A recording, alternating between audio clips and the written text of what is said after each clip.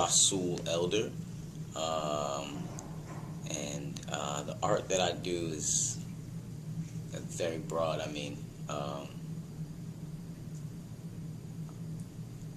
I guess you could say I'm a visual artist, and you could say that I'm a audio artist. And I work in analog ways and digital ways, and all types of mediums. I think in general, the art I do most is like social, like I work with people. So. And could you tell us what the word literacy means to you? Literacy,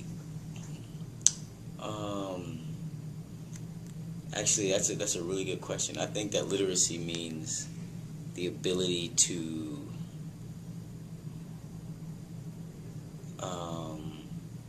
interpret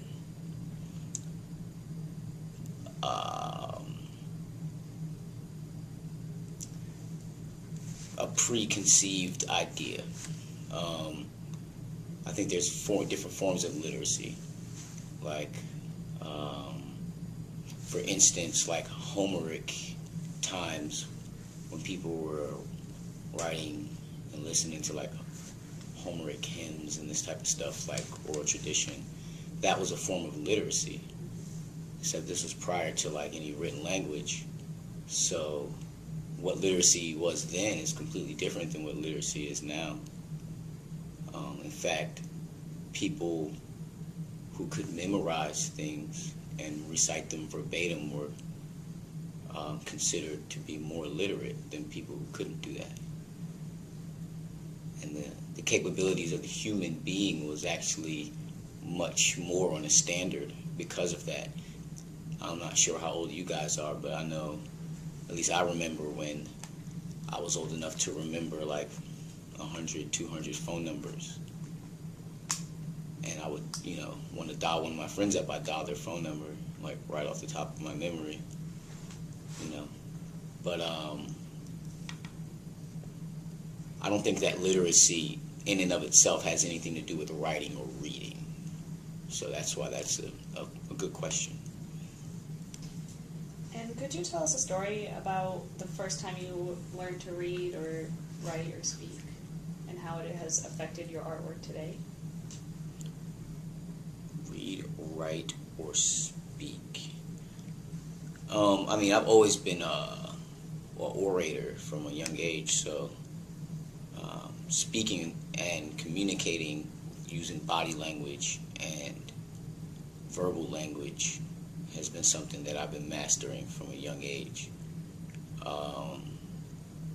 So I would say that probably dealing with my parents as a young infant and communicating with them in ways that I knew were effective so that I could get fed or get my toy or whatever was probably my first interaction with that. I probably can't remember it, but I remember the feeling. So I would say that. I remember when I was young being really artistic, that like the language wasn't so natural to me. I didn't understand it. And I remember being in like special classes to learn how to read and how to recite. Now I'm like an avid reader. Like I can read through books like crazy and pronounce words. I actually invent words while I'm speaking, and those words exist. Like I create words that exist that I've never heard before, but I want that word. I know what I'm saying, and so if it comes to a point where I need to invent a word, I'll use like the laws of our language and the different like phonetic sounds and invent myself a word there, and then like, that sounds like an actual word, and look it up, and there it is. It's happened to me hundreds of times. So I think the understanding of linguistics,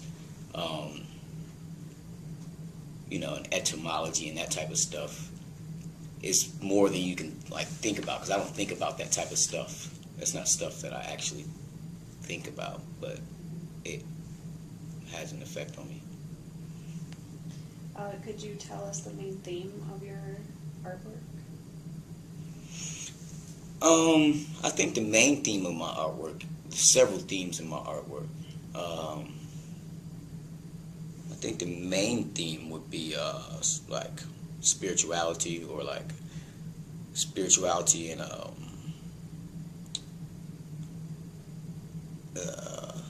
like a mix of like reality and equality. Like I would like there to be like I don't feel like there's enough reality, you know. I live in a world where people are tired of black people being tired of being like treated the way we are. You know what I'm saying? If I like get like mud thrown on me, another person will walk right past me as I'm sitting there wiping the mud off of me and be like, "I'm so sick of you being sick of that." Like, well, I'm sorry to make your day bad, make your day worse by having a bad day. So a lot of my music will talk about stuff like that. I don't, you know, I mean, if you were sitting in front of me and you said something that I thought was rather ignorant, I would check you on it. I mean, I wouldn't like get out of hand, but that's just the type of person I am. So that's what I do with my music. I talk about money and politics. I rarely talk about things like love or like lower chakra type of stuff. You know, there's enough people making music for people to dance to and stuff like that. And I do that too, but you got to pay me for that. I'm not gonna wake up and be inspired to make a song for you to dance to. Which piece of artwork are you most proud of and why?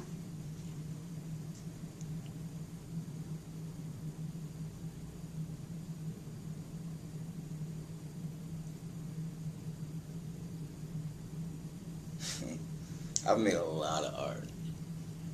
That's not a fair question.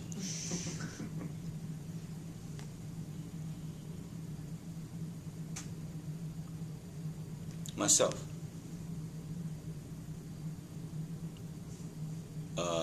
Because it's a machine that was made specifically to get things done, and it does that.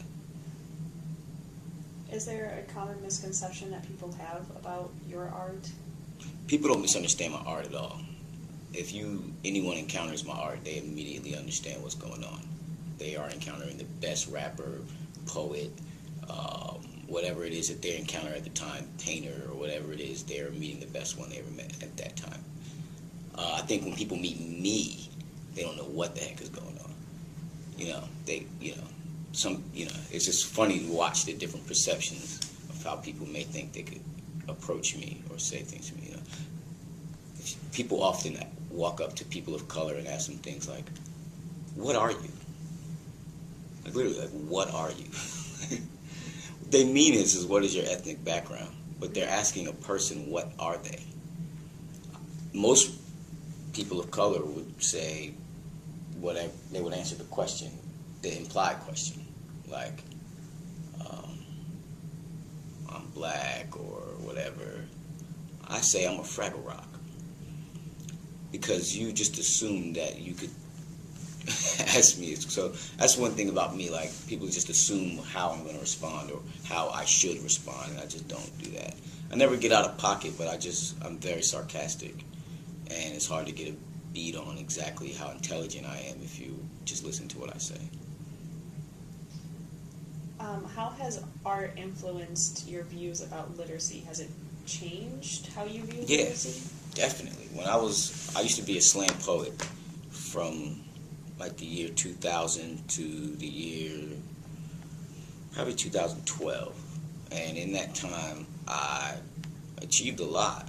Got all kinds of accolades and coached teams and did all types of really cool stuff. I even performed on Broadway and won second place at the National Poetry Slam, which is actually an international competition.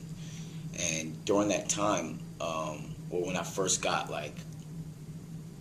started getting notoriety and stuff started happening for me, I started to study oral tradition because that was something that I was heavily involved in. And in studying that, I started to learn a lot about, well, it never really talked about literacy, but like I started to think a lot about literacy. So when you asked me that first question, it was just funny because I wrote a whole paper on what I thought literacy was, just to prepare myself to get involved in the slam community. And actually, it was funny because when I went to the first National Poetry Slam, I was surprised to see how many people didn't know the history. Like, I wrote down every person who won every National Poetry Slam and what the points were and, like, the difference between, like, the second place winner and, like, all these things. And this archive that I had went all the way back to, like literally to, like, the Homeric times. So, I had, like, Muhammad Ali in there, would float like a butterfly and sting like a bee. Like, that's how intensive, like, my research was about oral tradition. And it made me change what I thought literacy was completely. And I knew that then literacy was, like, the amount of brain power you could access as a human. You know what I'm saying? It's like, my wife would tell you, like, literally every day I maximize what I could do. Every day. Like, every day, And people, they sleep on the couch or they do whatever. Like, I am, like, doing a million amazing things every day, And because I put myself in the mix, if I see something available or if something needs to be done, I'm going to do it. I'm the best man for the job. So why do you think that literacy is important, especially in art forms? I don't think it is. I don't think literacy is important in art form. Art form is an expression. Art is an expression. Why does someone have to be literate to express themselves? Or they have to be as literate as in themselves. Literate of themselves, of their feeling. If they can accurately convey that. And I have it like this, like this thing. It's the Wright brothers, it's the thing. What was it called? It's an airplane. Whatever it was called. And let's say this was a painting, right? Let's say whoever painted this decided that they wanted you to know that this was an airplane, right? Like, they want you to know that this is indeed an airplane. And then they go to a critique, and everyone sees it, and they're like, man, it's a wonderful banana. It's a beautiful mosaic or whatever, and that there is a failure. But it's not a failure if they just made a painting and hung it on the wall, is it? They expect nothing.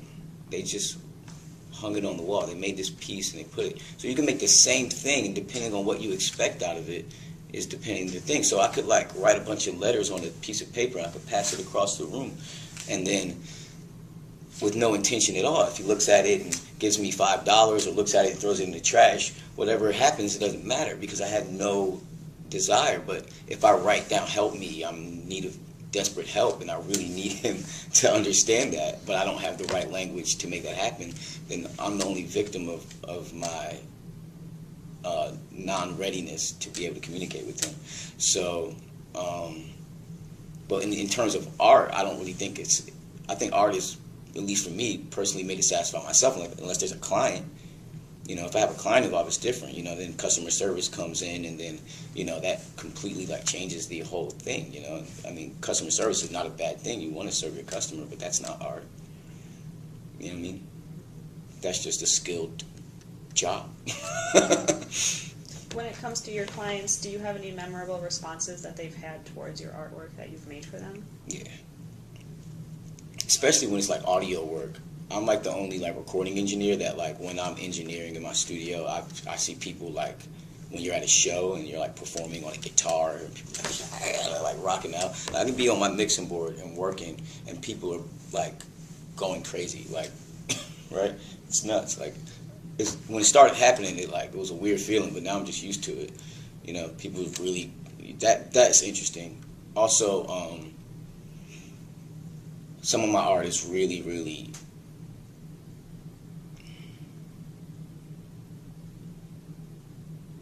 precise, extremely precise, almost like Da Vincian. And just when people see that, it's not something I show people. It's like more my private stuff I think about and write down, and it comes out more like drawings. But when I show that to people, they're like, "You did this?" It kind of blows their mind. But it's really like a grid that I use to do everything. So it's kind of like I write my lyrics using this. I write my art using this, and I lay everything on top of this grid that is true, sound, can't break. And do you have any advice for someone who is looking to become an artist or is an artist and is struggling to get out their message through their art? Yeah. Stop with this made it concept. People always talking about I want to make it or making it, and I don't understand what this means.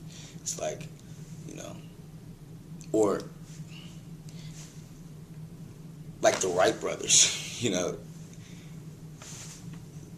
on today's terms, they didn't make it.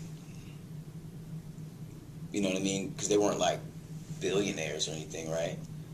And they didn't want they didn't put 20-inch rims on that. You know what I mean? They didn't spend a bunch of extra money that they didn't really have to spend on stuff that they didn't really need and were still able to pay, like their gas bill and stuff. Like, they didn't do any of that. So really, they're not successful. You know what I mean? And so I think that we need to change what success is. You know, because like my daughter is like spoiled rotten and she can get whatever she wants. So I feel successful. You know what I mean? Like, and like, there's many ways that you can experience success, but I think that we tend to think that success really comes from what we show people outwardly. You know what I mean? And I think that hinders artists because there's also a fog between being a novice and being an expert, to the extent where there's always this guy that I wanted to be when I was like in my 19, 20, 22. I always wanted to be this guy, you know, and now I am that guy, and I never remember becoming him. You know, there was no point where I remember becoming him. And I remember when I used to look at like the mound of stuff that I knew I needed to know and that I did not know. And be like, how am I going to know that? You know, how's this guy know that? You know, like, there's no way I can climb that mountain. And now I'm on the other side of the mountain, and it's the same dilemma looking at my interns or people who are trying to learn from me, thinking, how am I going to get all this information into this person?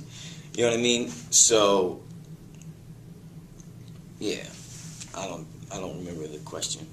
If you have advice to people who want to either become artists or are struggling to get their message out through art. Do your art every day. Do your art every day, like, just do it, and like, don't have an idea of what success is, you know, because like whatever we can think about is almost like exactly what it is, right? So if I want to be a doctor and then I set my sight on being a doctor, I will be a doctor. But like, what happened if I didn't do that?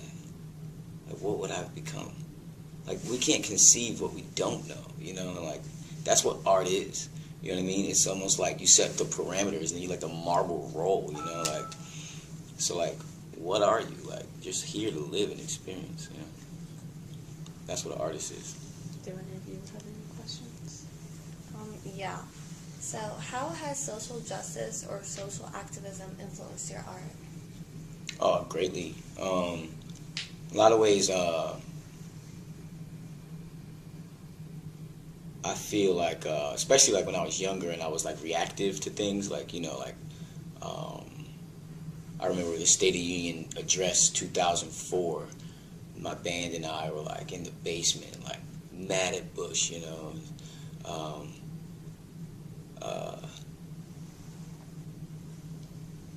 I can almost remember some of the lyrics we came up with. I could feel the tension, though, you know what I mean? Like, which is, I could remember the music, you know, and it was like tense. And I feel like that versus now, where it's like all the stuff going on, it seems like much more than when I was young, and it doesn't really affect me. And the reason why is because I look at the lessons I teach my family, and we seem to live prosperous from those lessons. But also, I look at how things are manipulated, and I wonder if they're connected. So I search for evidence to figure out what is going on. And so what I've concluded is that that's not for me is the charades of television and pulling on people's heartstrings is an art in and of itself, and I'm not a customer of that. That's not really something I participate in. And a real like artist like wouldn't, you know what I mean? Like, you know, otherwise you're like just like a commercial, you know what I mean? Like, so I don't really play into that. Now, if you come to me and you try to impede on my rights, you're going to get denied.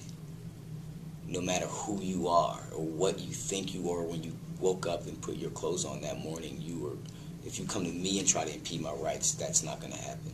Now, if you want to start little squabbles off in the nowhere land, that has nothing to do with me. Not at all. I make music to educate people to that. Because now I've seen plenty of like really strong-minded people walk around in a circle with a stick for a long time. And I've seen a lot of weak-minded people stay in their house crying because the world won't change to suit them. All of them are wasting their time. Their family needs them. It's important.